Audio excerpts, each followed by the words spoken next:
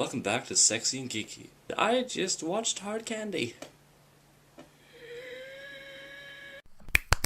Ding!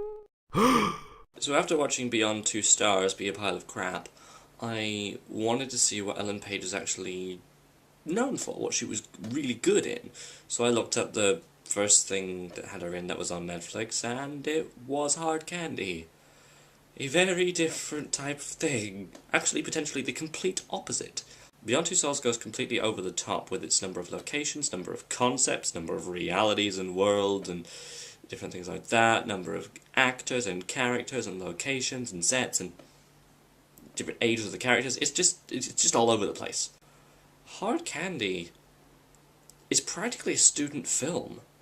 It has one major location, very few scenes in others. Some of it takes place on a computer. There's 5 visible actors total with screen time, 2 of which are main, and 3 of which barely have a sentence of dialogue. And, as with student films, the music is very, very minimal. There's actually a lot of no music. There's so much of the film doesn't have any music in it at all. They talk about Goldfrapp and say they play some Goldfrapp, but they play it on headphones so that the audience can't really hear it. They go back to it several times in the film, but they still have it in headphones only. There's a lot of shaky cam, very studenty, there's only 2 major characters, and it's mostly about their interactions with each other. And it's superb! Fucking terrifying! And superb. Thriller is a great word here. No, not horror, thriller. Like, edge of the seat, what's going to happen, worried, scared, interested thriller. The general premise is that Ellen Page's character Haley is online chatting with an older gentleman and photographer who is rather flirty. They arrange to get together. It looks like she's quite a victim in this case, but it very quickly turns around and transpires that she is playing him, playing her. She suspects that he is a sexual predator, pedophile, and decides to take preemptive revenge and make sure he can't hurt anyone by getting into a situation where it looks like he's going to start abusing her, drugging him, tying him to a chair, and then scouring his house for evidence. The majority of the film takes place at this point. I think it's after about 20 minutes, where it's just, they talk a lot. He keeps trying to get out of the situation, trying to escape, trying to get out of the bondage that he's tied in this chair, and she looks around the house for clues. Kind of like a really sinister Scooby-Doo. It is incredibly well shot. They know when to vary the shaky cam. A lot of it's just straight up normal, stable camera, but occasionally it breaks into shaky cam, a little bit for a little bit of tension, a lot if there's a lot of rushing around. We basically have the same amount of camera movement as we have character movement. It's a very good way of portraying pain and drugging and being head injuries. All these things are portrayed to us through the medium of distorting the sound and moving the camera around and blurring things. It works incredibly well and subtly. There's a lot which isn't stated about the state of affairs.